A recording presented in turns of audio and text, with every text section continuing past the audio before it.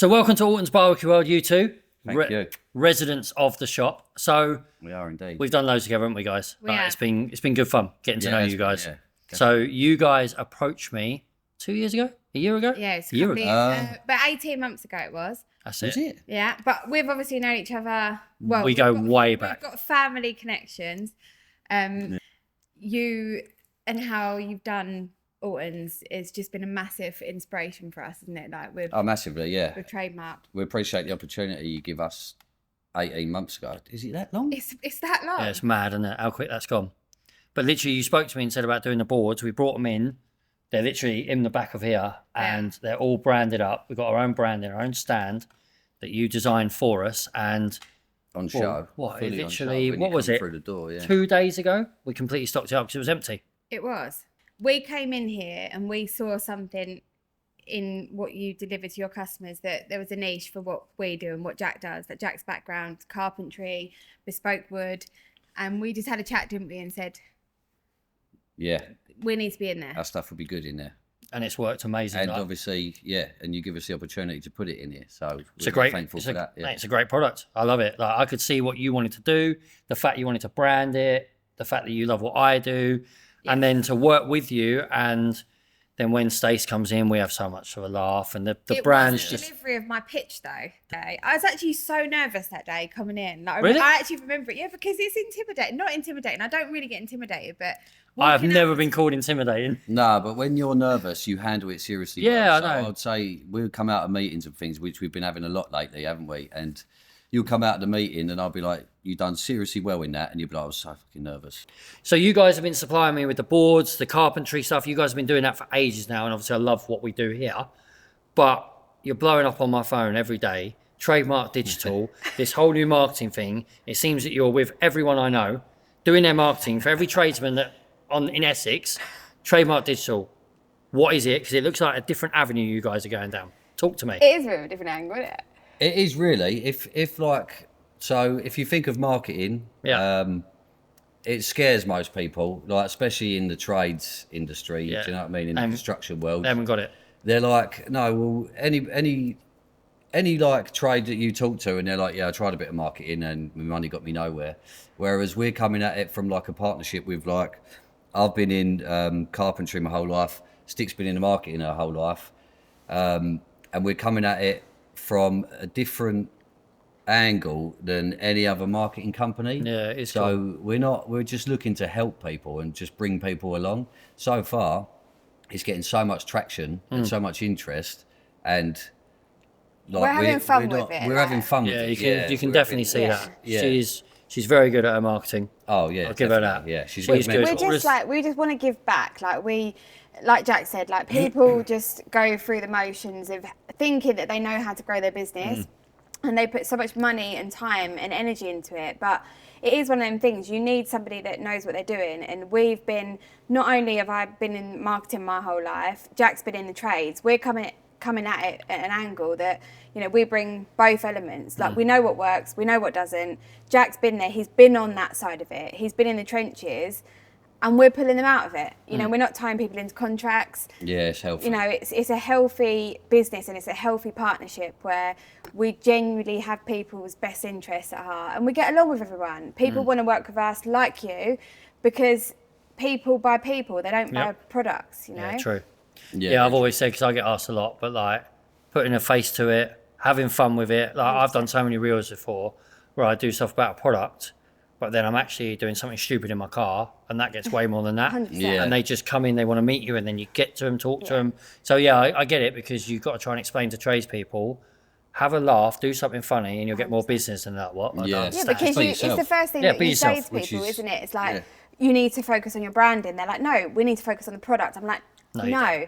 Focus on you, and when you are the best form of marketing for your business. Like, your content is king. If you focus on that and you sell yourself, the rest will come. And that's, a lot of people are taking that on board, and the clients that we've got on board that are doing that, they've seen massive improvements in not only their engagement, their impressions, numbers, sales, and you might not always be people might not always be ready to buy, but when they're ready to buy, you'll be the first person they think of 100%. off the back of your content. Yeah, exactly. You know, like they watch your stuff all the time. You create entertainment around what you do, and then come the summer and come that season when people are ready to get into their garden, start spending money. Yeah, I know. Jay. Yeah. Do you know 100%. What I mean? Yeah. 100%. Right. So obviously, coming from like a marketing standpoint, right, it's what we have to try and put across to our clients, like when they're onboarded or when they're ringing us saying, like, we actually don't know what we want and what's important. Like, we love coming in here and talking to you because you're one person, like, not, you know, you're not necessarily in the same industry as us, but you're somebody that appreciates the importance of marketing. And I believe that our relationship with you over the years has built because of our mutual belief in, we both know that content's king. What, you know, how have you built this up, and what sacrifices have you had to make to get Alton's Barbecue World to the point it is? So obviously with Alton's, it's always been recognised as one of the best barbecue shops in the country. Yeah, definitely. When COVID come along, that's where it changed. And I had to go, right, people can't come in. Yeah. How do I talk to people? At that point, I had 1,100 on Instagram. Didn't really think... 1,100? 1,100. Didn't really think too much of it. Wow. Just had it sitting there. And then I thought, right, okay, I need to talk to people. The shop's quiet. What am I going to do? So I started making little videos, started doing this, just doing things out on the patio. Yeah. And then very quickly I was like, this is pretty cool. And then I was doing lives with people. Then I started doing more of the fun stuff. People started noticing you. When the shop reopened, it was people just were coming. People wanted to come and see us. Followers just started going mad. Then I started meeting new people, meeting new celebrities and stuff. And then all of a sudden, opened up all these little avenues, the wing people, the celebrity stuff, the foodies, like all these different avenues opened up.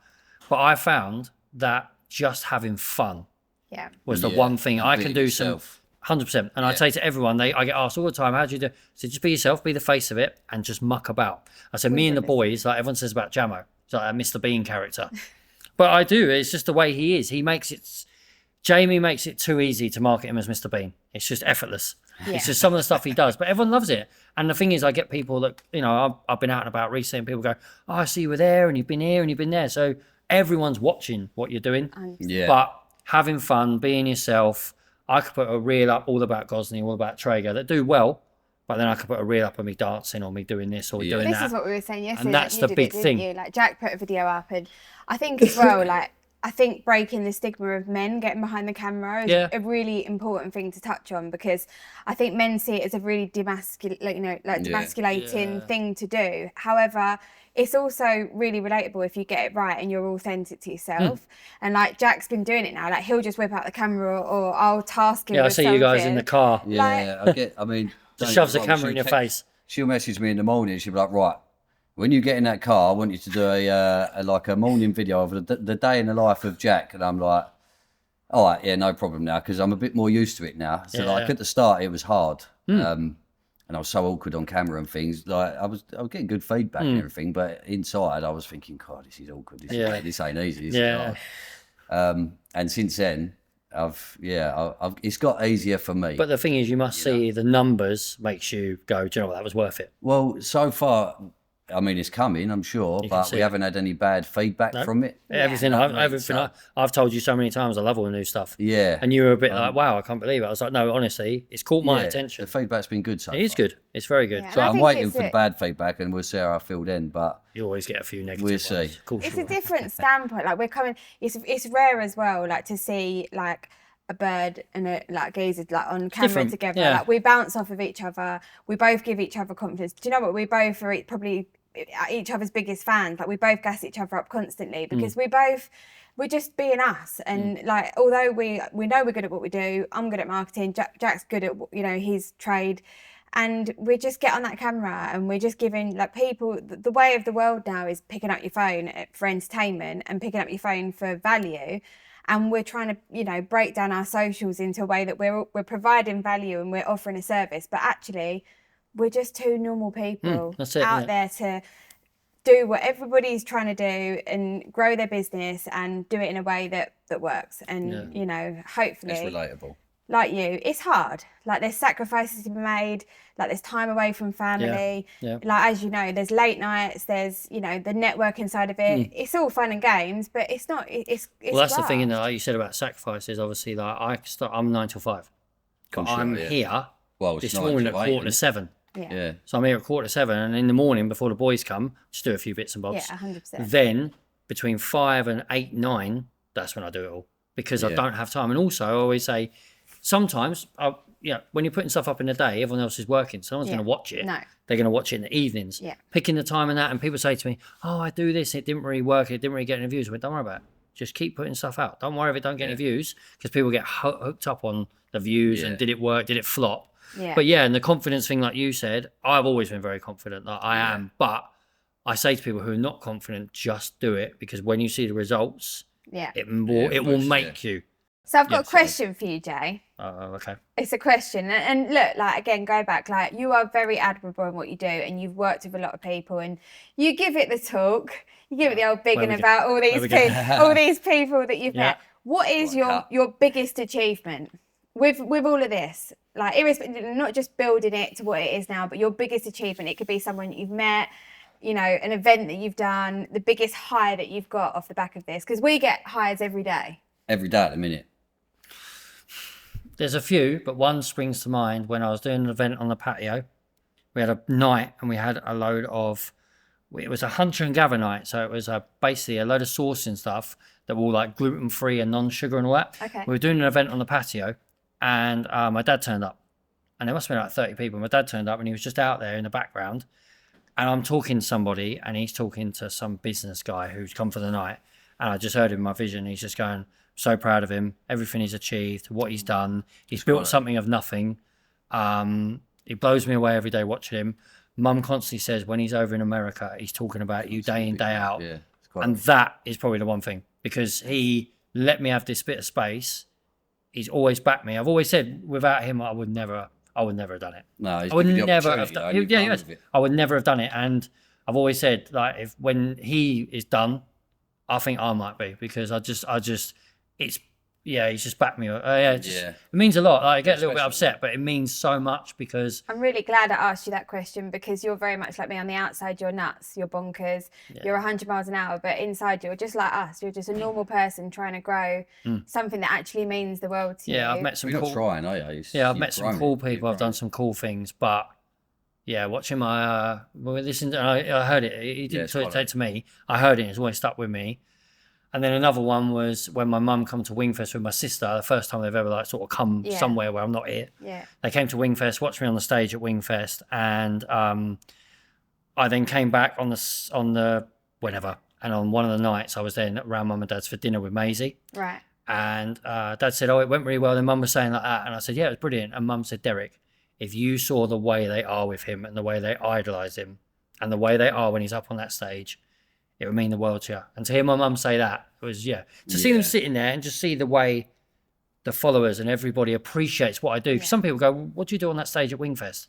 We get it. We've got a lot of support, like, you know, friends and family. Like, it was hard at the beginning for us when we started Trademark up, because I think people that don't understand marketing don't get it, and I think when you're trying to sell that to your family and friends, don't get it. They think you're on your phone all the time. The camera. The thing is, as well, you know, when you're sitting around, you're on the phone. Oh, you're always on your phone.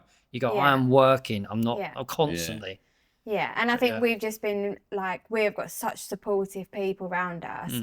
Who just have been part of it, haven't they? Like, it's so exciting, isn't it? It's good fun. Every day something else is happening where we're like, wow, it's happening quick. It can be a tough place, but sometimes, like, it's just when you get those really nice messages and you see everyone viewing your stuff and everyone's sharing it, and you think, this is cool. That's right, How about it's best to have and not need than need and not have? I have no idea what you just said. Is it a hook? Say that again. What did he say? What? What did he say? Right, this is a phrase that I live by, a saying, phrase, however you'd put that phrase.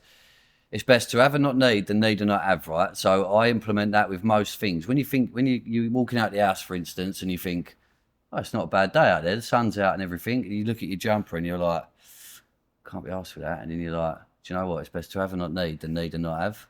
So you think I'll take that with me in case it gets told later on? If you can put that to most things and it never fails. But it's neither here nor there. I need to write it down though, because I forgot it. Okay, so we've got a running joke, right? So we've got 3 or 4 sayings that we both say when we pitch, and we say it all the time. You know, when you get really bored of it, like every conversation's an opportunity, right? That's my saying. One of them. That's my saying. We say these things. Not so much that one, is it? What's that one? It's funny because you say it daily, but I can't remember it. People buy people, not products, which is a great saying. The one, But and then I'm like, That's a good saying. But I've heard it like 20 times that day. See, my one's every conversation opportunity. I've got that one over there. It's more than a showroom, it's a lifestyle. Because so many people come in and they go, I want to get a barbecue. And I go, look, what do you do? Do you work in London? Do you have time off? You got family? Are you going to cook? Are you single parent? Like, what? It's a life. What's your lifestyle? And then what was this one? Let me get this one I heard the other day. This was wicked. I haven't actually, here we go. To achieve something you've never had, you have to do something you've never done. Love that. Yeah, it's quality. I like that. It's good, isn't it? Yeah. I can't steal that. In comfort zone. I can't steal that because I heard that.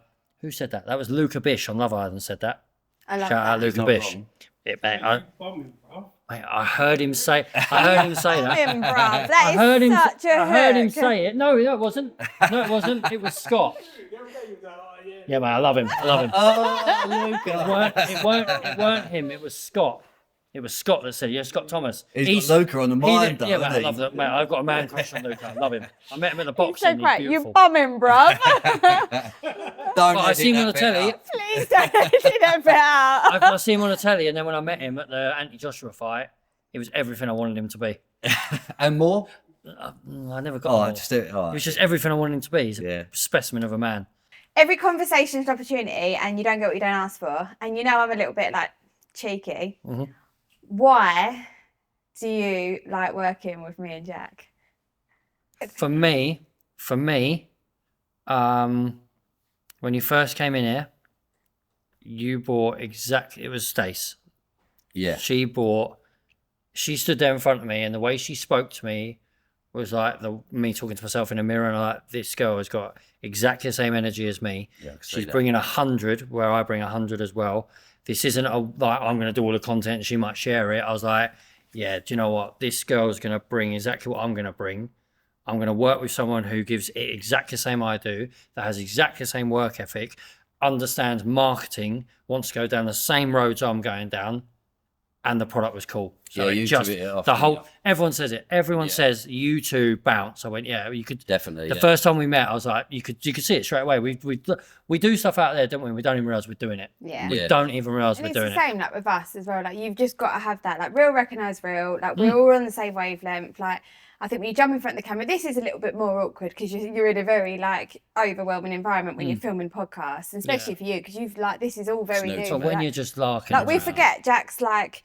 This isn't his comfort zone. Jack is tools, workshop, making stuff, behind the scenes. You know, I'm getting more and more used to it. And it is, something to touch on because he's completely pivoted from being on the tools, being a carpenter his whole life, and this in the trades being his whole, he's lived and breathed this to then, like overnight having that taken away from him because of what's happened. And for anyone that doesn't know, and I talk about it all the time because I think it's something that should be, people should be raising awareness about it, and it's admirable. Like you're my business partner, you're my best friend, and what you've achieved and overcome in the last year, Jack, like it's truly that. It's truly it doesn't feel like it, but I appreciate it.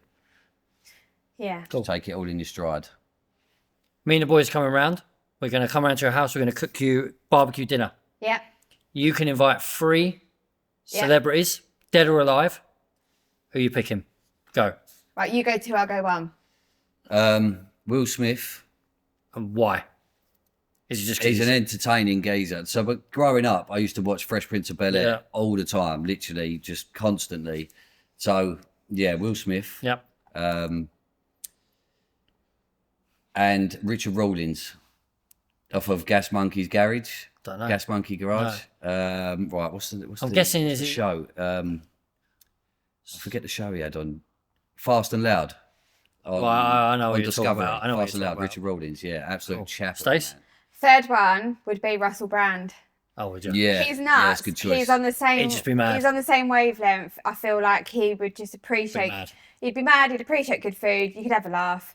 And he's a great he's a great conversation. He is so like I've always loved him. I've loved him from like when he used to do the podcast. Like we're talking like when I was like 15. Like he used to do it years ago, and he's just someone that he'd be alright. Like. Oh, definitely. Yeah, it's a good choice. Cool. Yeah. 3 people. Bang.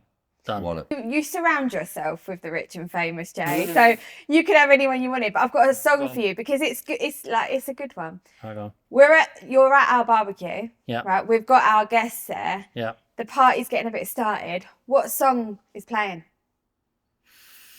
That's quite a difficult one, that. Yeah, but Jay loves his music. Yeah, I get it. I do. If you could pick Nothing one comes song to your mind, though, when it's... to get the party started, what would it be? This one. Baby.